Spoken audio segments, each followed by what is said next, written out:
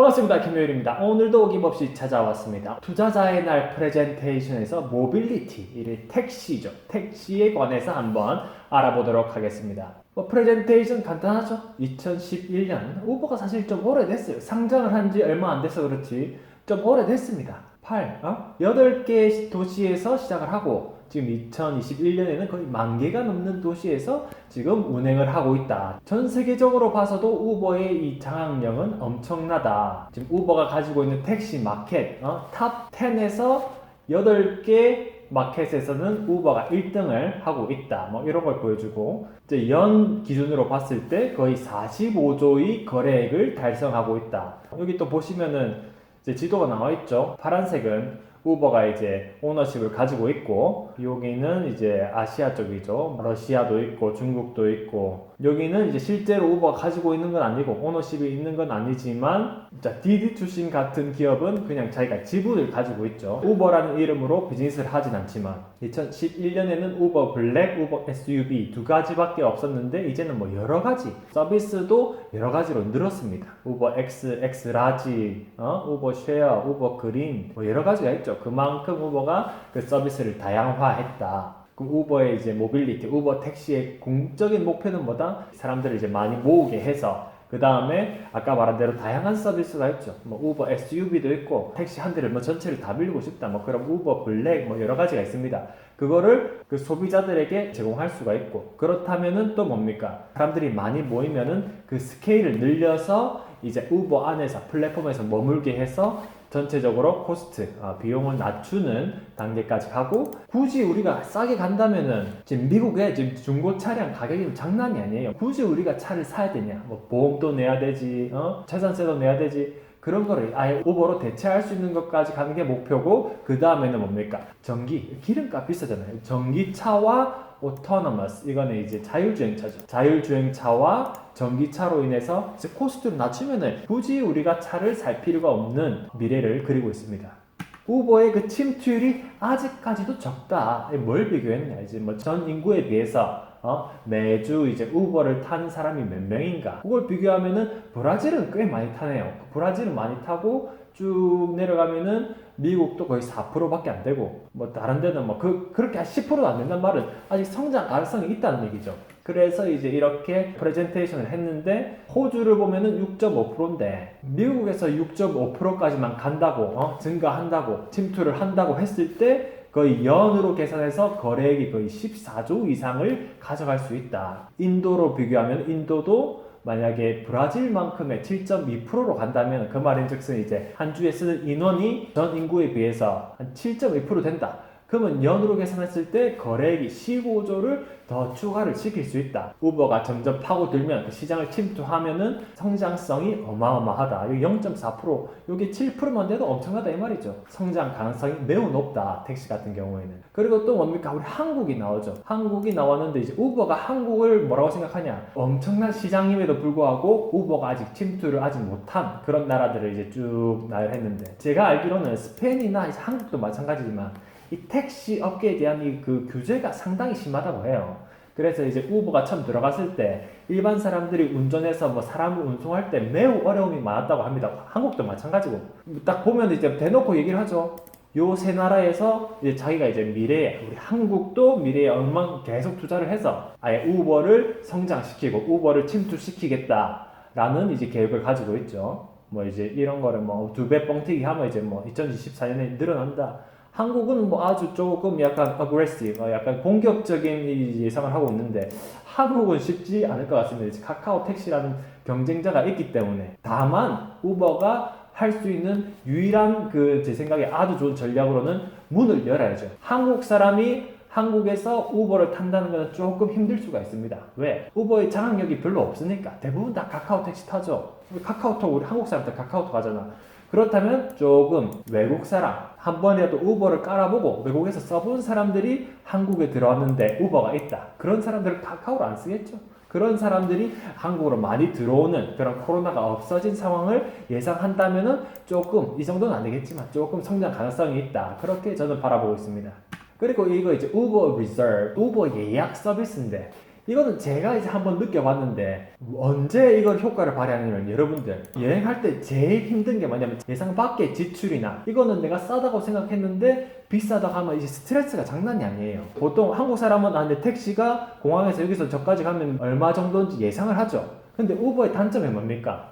이거는 수요에 따라서 가격이 바뀐다는 거예요. 그 말인즉슨 내가 만약에 갔는데 사람들이 몰려가지고 우버 차가 없고 가격이 계속 갑자기 늘어가지고 한 10,000원, 20,000원 더 쓴다 해보세요. 화가 납니까? 안 납니까? 그래서 우버가 아예 예약 서비스를 만들어 놨죠. 자기가 비행기 번호를 딱 예약해 놓으면은 비행기가 연착을 해도 우버 리저브가 다 알아서 운전자, 드라이버들을 배치를 해준다는 겁니다. 정해진 가격에. 이런 기능도 저는 꽤 괜찮다고 생각을 했습니다. 왜냐면 코로나가 없어지고 사람들이 이제 전 세계로 이제 비행기를 타고 비행을 하고 이제 도착을 하면은 우버를 쓸 가능성이 조금 있겠다. 우버가 뭐라고 합니까? Get every taxi on Uber. 그냥 택시를 우버 안으로 데리고 온다는 거예요. 카카오 택시는 이미 그렇게 하고 있죠. 택시란 말도 없어질 수도 있어요. 영국에도 택시 기업을 인수를 했습니다. 제 생각에 이거를 지금 하는 이유는 뭐냐면은 우버가 사실 미국 중심으로 했을 때는 미국에는 이제 노동법이 다른 쪽과 다르기 때문에 개인 사업자를 이제 드라이버로 쓸 수가 있었어요. 근데 스페인이나 한국도 마찬가지, 영국도 마찬가지. 거기서 어떻게 했냐면은 아예 택시 기업을 샀습니다. 한국도 마찬가지로 그 택시 운송업체들을 그냥 샀어요. 전 세계로 확장하면서 우버는 아예 택시도 규제가 다 다르기 때문에 택시까지도 다 먹으려고 하고 있다. 그리고 또 요 재미있는 게 있습니다. 이제 처음 시작할 때 이제 우버 모빌리티, 우버 택시의 꽃이라고 할 수 있었습니다. 이제 우버 풀이 있었는데 우버 풀이 뭐였냐면은 처음부터 사람들이 이제 예약을 할 때 반값으로 우버를 탈 수 있게 하는 거였어요. 나중에 우버 풀을 분석을 해보니까 이게 돈이 안 남더라는 겁니다. 왜냐? 처음부터 이제 두 사람을 이제 연결시키는 것도 이제 복잡할 뿐더러 우버 운전자가 운전하고 있다가 갑자기 또 이제 자리를 바꿔야 되고 운전자들도 별로 안 좋아하고 처음부터 반값으로 이제 가게 하니까 뭐 돈이 별로 안 남더라는 겁니다. 그래서 이제 어떻게 우버 X 쉐어라는 프로덕트 요거는 조금 다릅니다. 예전에는 아예 반값을 처음부터 이제 너희 카풀 하잖아요. 뭐 두세 사람 이상 타잖아요. 그러면 이제 뭐 3분의 1, 2분의 1 그렇게 이제 처음부터 가격을 깎아줬는데 이제는 그렇게 안 하고 처음에 이제 우버 X 쉐어를 선택을 하면은 한 2,000원, 3,000원을 깎아준답니다. 우버 X보다는 조금 싸죠. 근데 우버 시스템도 우버 풀을 이제 자기가 만약에 집으로 간다, 강남으로 가는데 강남 가는 길에 사람이 없을 수도 있잖아요. 합승을 안 한다. 그러면 이제 2,000원, 3,000원만 싸게 가는 거고 강남까지 가는데 갑자기 합승할 사람이 생겼다. 그럼 그걸 연결시켜주면서 지금 합승할 사람이 생겼는데 합승해도 되겠습니까? 하고 물어본답니다. 3,000원, 4,000원 싸게 해준답니다. 그러면은 그거를 이제 새로 오케이 딱 할 때 연결을 시켜줘서 처음에 이제 2,000원, 3,000원 할인된 거랑 추가로 3,000원 처음 타는 그 탑승자가 결정을 할 수 있는 거죠. 합승을 해도 되고 내가 시간이 급하면은 안 해도 되고 그렇게 해서 우버 입장에서는 예전에 우버 풀 반값 3분의 1 그렇게 한 것보다 이제 돈을 더 마진을 남겨갈 수도 있고 합승할 사람이 없어서 마이너스가 되는 경우도 피할 수가 있죠. 우버 입장에서는 상당히 조금 머리를 굴려서 새로 이제 만든 서비스인 것 같습니다. 이제 합승, 이제 우버 X 쉐어가 점점 이용자 수가 많아지면 High Capacity Vehicles, HCV라고 하는데 이거는 뭐 승합차를 얘기하는 겁니다. 승합차가 될 수도 있고 뭐 버스가 될 수도 있고 그 우버가 합승하는 그 시스템이 잘 돼 있고 그게 어느 정도 데이터가 모이면은 만약에 강남을 갈 때도 내가 출근길에 아니면 뭐 퇴근길에 그 사람들이 데이터가 쌓일 거 아닙니까? 그러면 우버 입장에서도 이 사람들이 많은데 아이고 승합차를 돌리자. 승합차가 왔다 갔다 하면서 가격도 싸게 그리고 한꺼번에 이제 다 가면은 굳이 이제 드라이버 뭐 여러 사람을 쓰는 것보다 한 사람이 승합차로 많이 태우는 것이 좋지 않은가? 그게 또 가능하지 않은가? 미국에서는 아직 안 하고 있는데 카이로에서는 이미 시작을 하고 있답니다. 회사 출근 버스가 통근 버스가 있지 않습니까? 그런 것처럼 닛산과 토요타도 우버 버스, 우버 승합차 직원들이 출퇴근을 할 수 있도록 이제 계약을 맺었다. 뭐 이런 거를 얘기할 수 있죠. 프라이스 이제 가격이 거의 4분의 1 줄일 수가 있다. 그거를 얘기하고 있습니다. 또 어떤 서비스가 있냐? 이제 한국이나 뭐 미국에는 이제 잘 없는데 동남아시아 쪽에 가면 이제 오토바이를 많이 타죠. 오토바이처럼 작은 한두 사람만 탈 수 있는 우버 오토, 우버 모토가 아주 뭐 잘 되고 있다고 합니다. 제 생각입니다만은 동남아시아에서는 인건비가 별로 비싸진 않아요. 오토바이는 차보다 이제 싸게 살 수가 있으니까 진입장벽이 낮죠. 오토바이로 운전하면서 점점 마켓을 이제 장악하고 있다. 뭐 그런 거를 얘기를 하고 있습니다.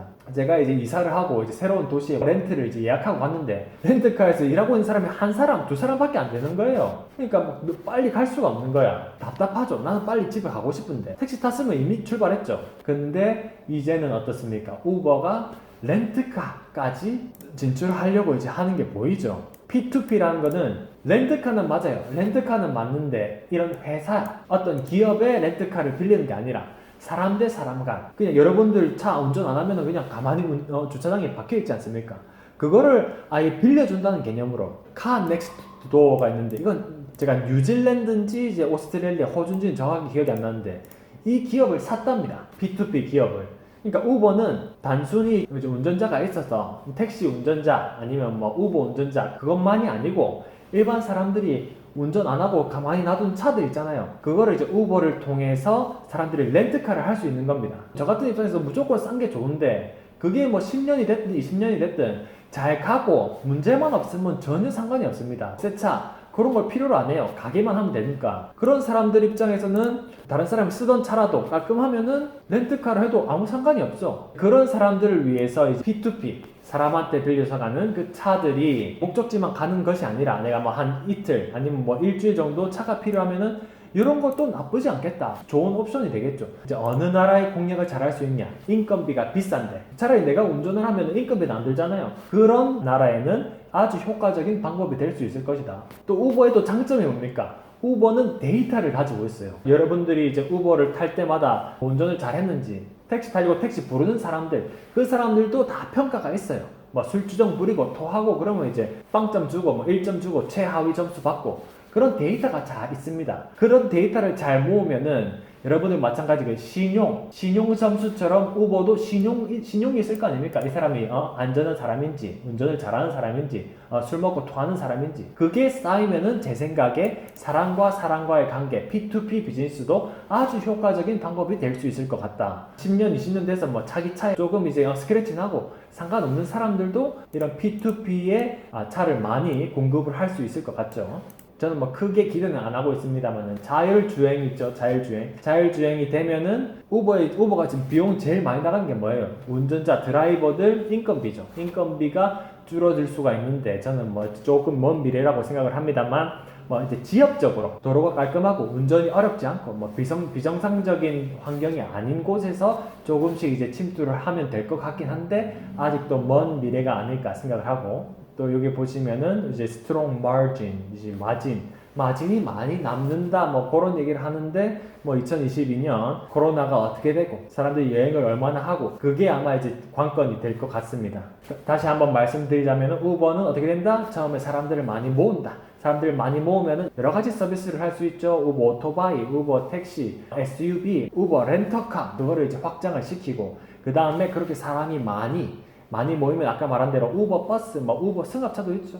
그런 걸로 해서 점점 코스트, 이제 평균 코스트, 비용을 낮추고, 그러면 어떻게 됩니까? 사람들 생각하기에 내가 굳이 차를 사야 되는가? 보험비 내고, 재산세 내고, 그냥 우버로 계속 쓰자. 그러고 우버 쪽으로 물리고, 그 다음 어떻게 된다? 우버가 전기차는 전기로 가니까 비용이 싸지죠. 그리고 또 어떻습니까? 자율주행차가 조금씩, 전체적으로는 좀 시간이 걸릴 수 있겠지만 지역적으로 간단하고 복잡하지 않은 그런 쪽에 자율주행차가 서서히 들어간다면은 우버가 운송시장에 아주 큰 파일을 차지할 수가 있겠다. 자, 그런 목표를 가지고 우버가 성장을 하고 있다라는 말씀을 드리고 오늘은 여기까지 준비를 했습니다. 감사합니다.